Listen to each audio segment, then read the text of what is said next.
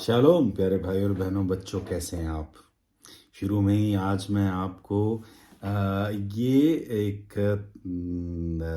तरीक़ाकार है जिससे जो काहिन थे यहूदियों में वो बरकत देते थे, और उनकी बरकत जो थी आज मैं आपको शुरू में ये बरकत हम साल के शुरू में भी बाकायदा जो है पाक मास के बाद इस बरकत का ज़िक्र करते हैं, और कलाम मुक़द्दस में एक पहली तिलावत के तौर पर भी इस्तेमाल करते हैं।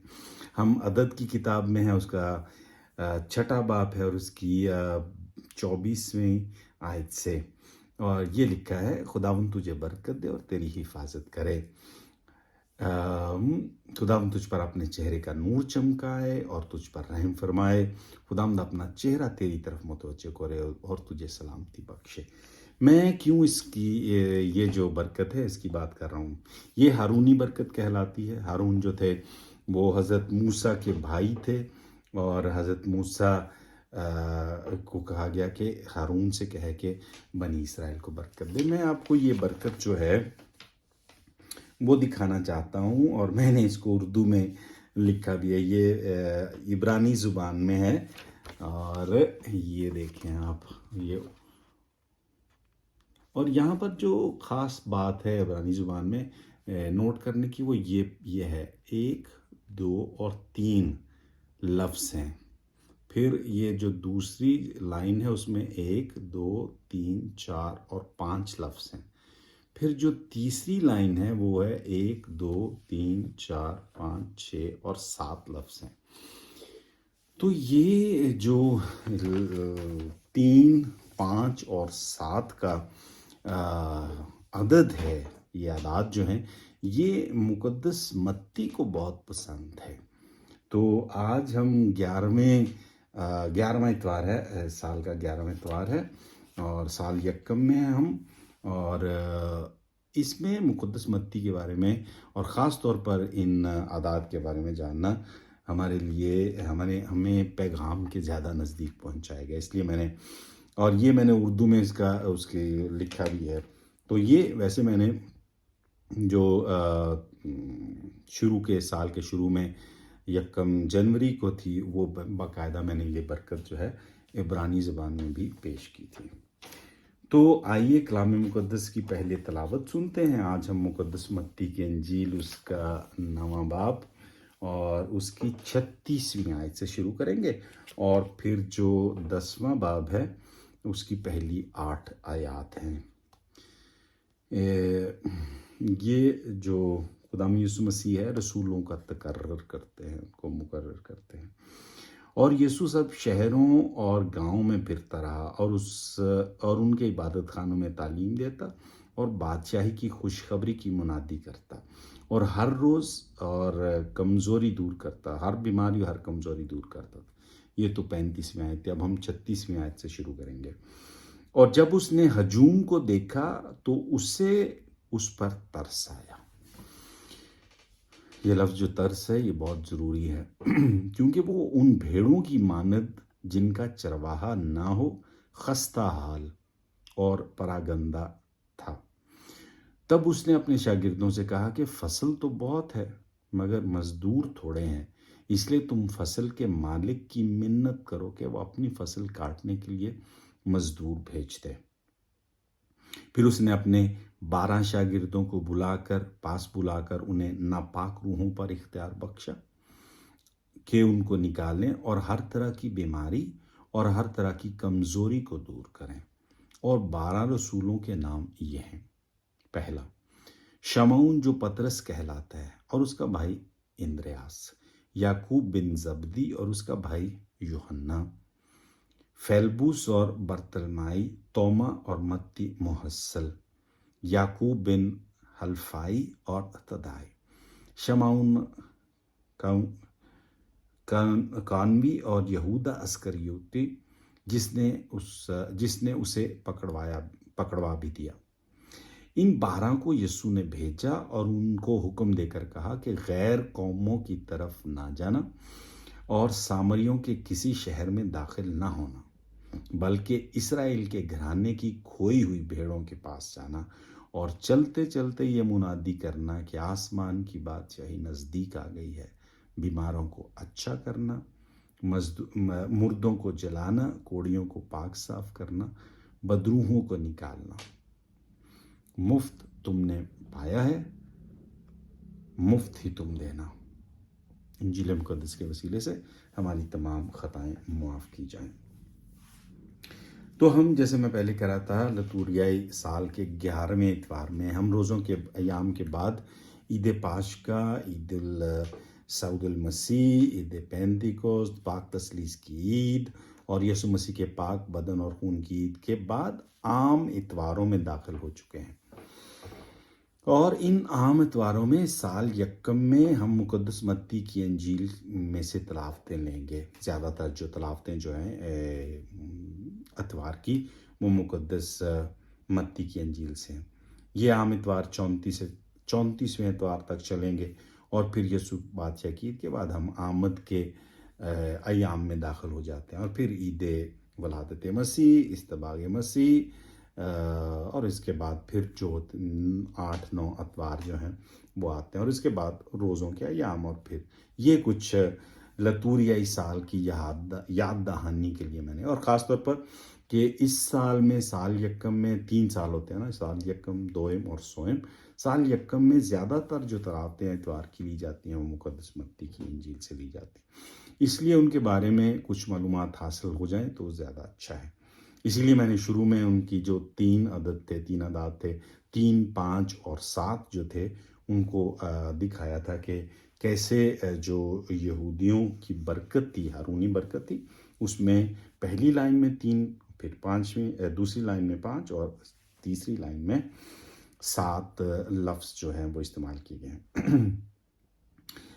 یسوع مسیح کے پیغام کو سمجھنے کے لیے مقدس متی کے بارے میں جاننا، میں نے پہلے بتایا، بہت ضروری ہے۔ مقدس متی اپنی انجیل یہودیت سے مسیحت میں آئے ہوئے بھائیوں اور بہنوں کے لیے لکھتے ہیں۔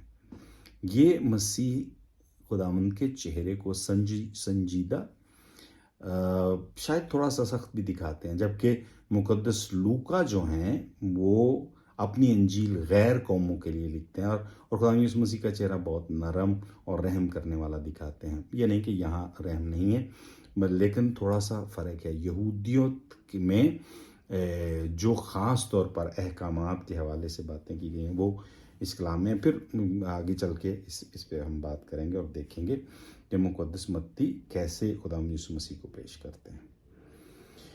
مقدس متی یہودیت میں آئے ہوئے مسیحیوں کو دکھاتے ہیں کہ بہت ساری باتیں جو ہیں وہ پرانے عہد نامے میں سے لی گئی ہیں۔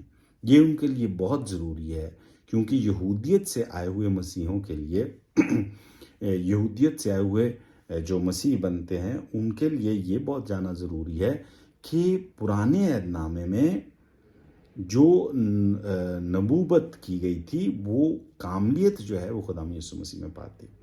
یوں تقریباً 70 بار کے قریب انجیل میں پرانے عہد نامے میں سے حوالے لیے گئے ہیں، ان میں سے 41 جو ہیں وہ براہ راست ہیں، اور پھر جو 21 بار ہے وہ یاد دلایا گیا ہے کہ نوشتوں میں کہا گیا تھا، اور پھر اس کے حوالے سے بتایا جاتا ہے۔ مقدس متی اپنی انجیل کو 5 عنوانات میں، دیکھیے 5 کا جو ہنسا ہے یہاں پر وہ آتا ہے، تو ان کے لیے بہت ضروری ہے یہ 5، کیونکہ یہ 5 عنوانات کے تحت، یا کتابچے کہہ لیں، ان کے تحت پیش کرتے ہیں۔ 5واں باب جو ہے اس میں پہاڑی واز ہے، 5ویں سے 7ویں باب میں یہ ساری باتیں پہاڑی واز کے علاوہ، پھر 10ویں باب میں ہدایت رسالت ہے، 13ویں باب میں تماثیل ہیں، 18ویں باب میں کلیسیائی ہدایات ہیں، اور پھر 24 اور 25ویں باب میں نبوت انجام ہے۔ مقدس متی کے لیے 5 کا ہنسا ایک اہمیت رکھتا ہے، کیونکہ یہ یہودیت میں سے آئے ہوئے جو مسیحیت میں آتے ہیں ان کو یاد دلانے کے تورات کی 5 کتابیں تھیں، 5 کتابیں ہیں، اور جو عبادت خانوں میں کتابیں پڑھی جاتی تھی ان میں بھی 5 جو تھیں وہ کافی عام تھیں، کافی پسند کی جاتی تھیں۔ نشید النشید، اور روت اور مرثیے جامع اور ایستر کی کتابیں ہیں۔ مزامیر کو خدا کے کلام کا جواب، انسانی جواب جو ہے اس کے طور پر پیش کیا جاتا تھا۔ مقدس متی کے لیے جو 5 کا ہندسہ ہے، میں نے پہلے بتایا 5 باب میں 5 بار ہم اس کو دیکھتے ہیں، جو ہے میں تم سے کہتا ہوں۔ باب جو 14واں ہے اس میں اس کی آیت جو ہے 17ویں ہے، اس میں 5 روٹیوں کے بارے میں کہا گیا ہے، بتایا گیا ہے۔ اور پھر جو باب 25واں ہے اس میں 5 کنواریاں عقل مند اور 5 کنواریاں بے عقل۔ پھر 25ویں باب اس کی 14ویں آیت میں 5 کنتاروں کی بات کی گئی ہے۔ پھر مقدس متی 5 سے 7 کے ہندسے کی طرف آتے ہیں، جیسے 5 عنوانات جو کتابچے میں نے پہلے گنوائے ہیں۔ اس کے بعد یسوع مسیح کی پیدائش کے ابواب، اور پھر یسوع مسیح کے دکھ اور جی اٹھنے کے ابواب کو، تو یہ جو درمیان میں تھے 5 کتابچے، ان کے پہلے اور ان کے آخر میں ملا کر 7 عنوانات بنتے ہیں۔ پھر جو آئے ہمارے باپ کی دعا ہے وہ مقدس متی میں اس کے 9ویں باب سے اس کے 6ویں باب میں 9 سے 13ویں آیت میں 7 جو ہیں وہ درخواستیں پیش کی گئی ہیں، جن میں سے 3 باپ کے حوالے سے، یعنی جیسے تیرا نام پاک مانا جائے، تیری بادشاہی آئے، تیری مرضی پوری ہو۔ اور پھر 4 حوالے جو ہیں وہ انسان کے حوالے سے، روز کی روٹی، گناہوں کی معافی، آزمائش میں نہ پڑنے دے، برائی سے بچا۔ یہ اس لیے دکھا رہا ہوں کیونکہ یہ 7 جو ہے نا درخواستیں وہ پیش کی گئی ہیں، جبکہ مقدس لوکا اس کے 11ویں باب میں اس کی 2 سے 4 آیت میں 4 درخواستیں ہیں۔ تو مقدس جو متی ہیں ان کے لیے 7 کا ہندسہ ضروری ہے۔ پھر 7 مبارکبادی ہیں، ویسے 8 ہیں، لیکن 8ویں جو ہے وہ کہتے ہیں، جو اس کا مطالعہ کرتے ہیں وہ کہتے ہیں کہ 8ویں جو ہے وہ بعد میں شامل کی گئی تھی، اور 8ویں کا جو عدد ہے وہ خدا یسوع مسیح کے جی اٹھنے کے 8ویں دن جو ہے اس کو شامل کیا جاتا ہے۔ تماثیل جو ہیں وہ 13ویں باب میں وہ بھی 7 ہیں۔ 23 باب میں خدا یسوع مسیح کہتے ہیں فریسیوں سے جب بات کرتے ہیں تم پر افسوس، تو وہ بھی 7 بار کہتے ہیں۔ پھر جو شروع میں نسب نامہ ہے اس میں بھی 14 پوچھتے ہیں، 2 دفعہ 7 اور یہ 3 دفعہ جو 14 پوچھتے ہیں وہ دکھائی جاتی ہیں۔ پھر میں نے یہ بھی کہا تھا آپ سے کہ 3 کا ہندسہ بھی مقدس متی کے لیے ایک اہمیت کا حامل ہے۔ 3 آزمائشیں یہ 4تھے باب میں ہم دیکھ سکتے ہیں۔ پھر 26ویں باب میں اس کی 44ویں آیت میں زیتون کے باغ میں 3 بار دعا بھی کرتے ہیں۔ پھر اس کے آگے آیت ہے، اسی کے آگے چلتے ہیں، جس میں مقدس پطرس جو ہیں وہ 3 بار انکار بھی کرتے ہیں۔ تو یہ جو ہندسے ہیں مقدس متی ان کو یاد دلاتے ہیں کہ کیسے یہودیت میں یہ ہندسے عام تھے، اور پھر ان کو مسیحیت میں لا کر پیش کرتے ہیں کہ خدا یسوع مسیح کی زندگی میں کیسے یہ ہندسے جو ہیں وہ ہمارے سامنے آتے ہیں۔ آئیے آج کی انجیل میں دیکھتے ہیں کہ جب خدا یسوع مسیح پہاڑی واز کے بعد انسانیت کی طرف نگاہ اٹھاتے ہیں تو وہاں انہیں حزقیال نبی اس کا 34واں باب جو ہے، جو اس میں منظر دکھایا گیا ہے، یعنی اسرائیل کے چرواہوں کا، ان کے خلاف نبوت کی جاتی ہے۔ اس میں وہ دکھاتے ہیں کہ کیسے جو ہیں چرواہے جو ہیں وہ بھیڑوں کو کھا جاتے ہیں، ان کا خیال نہیں رکھتے ان کو، اور خدا یسوع مسیح آج کی انجیل میں اس پراگندہ اور تھکی ہوئی انسانیت کے لیے اپنے آپ کو پیش کرتے ہیں۔ اور یہاں وہ دیکھتے ہیں کہ وہ اکیلا انسان جو ہے وہ سب کچھ نہیں کر سکتا، اس لیے وہ اپنے شاگردوں کا انتخاب کرتے ہیں اور انہیں اپنے ساتھ ملا کر اس فصل کو کاٹنے کے لیے پیش کرتے ہیں۔ یہ مزدور صرف کاہن یا جو مذہبی خدمات میں شامل خواتین ہیں وہی نہیں، بلکہ سب جنہوں نے خدا یسوع مسیح میں استباق لیا ہے، اور اپنے آپ کو مسیحی کہلاتے ہیں وہ سب شامل ہیں، بلکہ غیر مسیحی بھی جو استباق جنہوں نے نہیں لیا اور جو بھی انسانیت کے لیے کام کرتے ہیں، وہ خدا یسوع مسیح ایک استاد کے طور پر ہمیں اس میں شامل ہونے کی دعوت دیتے ہیں۔ اور یہ فصل میں کہتے ہیں کہ مالک کی منت کرو، اور اس کا جو ترجمہ ہے وہ ہے اس سے دعا کرو۔ یہاں جو دعا کا مطلب ہے وہ روایتی دعائیں نہیں، بلکہ اس جیسا بننے کی بات کی جاتی ہے۔ اور اس جیسا بننے کا مطلب یہ ہے، عبرانی زبان میں ایک لفظ ہے رحمیم، اور جس کا عربی میں ترجمہ ہے رحیم، اور جو رحیم اس کا جو جڑ ہے رے ہے اور میم رحم، وہ جو ہے ماں کے رحم کو پیش کرتا ہے۔ جیسے ماں کا رحم جو زندگی کو قبول کرتا ہے، اسے کاملیت تک پہنچاتا ہے، پھر اسے روشنی دکھاتا ہے، اسی طرح خدا باپ جو ہے ہمارے لیے ماں کا رحم جو ہماری ادھوری یا نامکمل زندگی کو اپنے اندر کاملیت دیتا ہے۔ شاگرد اس کام میں شامل ہونے کے لیے بلائے جا رہے ہیں، یعنی آپ اور میں بھی اس کام میں شامل ہونے کے لیے بلائے جا رہے ہیں کہ جہاں جہاں زندگی ادھوری ہے، نامکمل ہے، جہاں جہاں زندگی تکلیف میں ہے، اس میں شامل ہونے، اس کو وہاں سے شفا دینے کے لیے خدا یسوع مسیح ہم سب کو بلا رہے ہیں۔ اور وہاں ہمیں کہتا ہے شفا اور بدروحوں کا نکالنے کا کام کرتے ہیں۔ اور یہ میں آپ کو یاد دلاؤں کہ یہ جو بدروح ہیں وہ دوسروں کی بدروحوں کی بات نہیں کی جا رہی، بلکہ بدروح ہے کیا؟ بدروح وہ ہے جو ہمیں مکمل زندگی جینے نہیں دیتی۔ تو یہ جو ہماری جیلسی بھی ہو سکتی ہے، ہمارے اندر حسد بھی ہو سکتا ہے، غصہ، وہ ہمیں مکمل طور پر جینے نہیں۔ تو خدا یسوع مسیح کہتے ہیں اپنی بدروؤں کو اپنے قابو میں رکھو، ان کو نکالو۔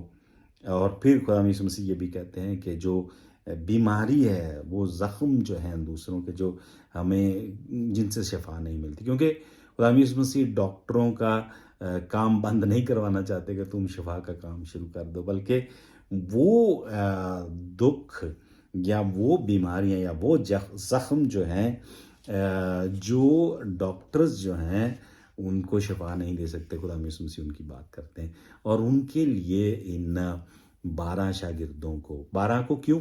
کیونکہ جو اس وقت تھے 12 قبیلے جو تھے اسرائیل قوم کے تھے، ان کے لیے، لیکن بعد میں خدا یسوع مسیح جی اٹھنے کے بعد پھر پوری دنیا میں اپنے شاگردوں کو بھیجتے ہیں تاکہ وہ پوری دنیا میں بغیر کسی تقسیم تفریق کے سب کو یہ شفا دیں، کیونکہ یہ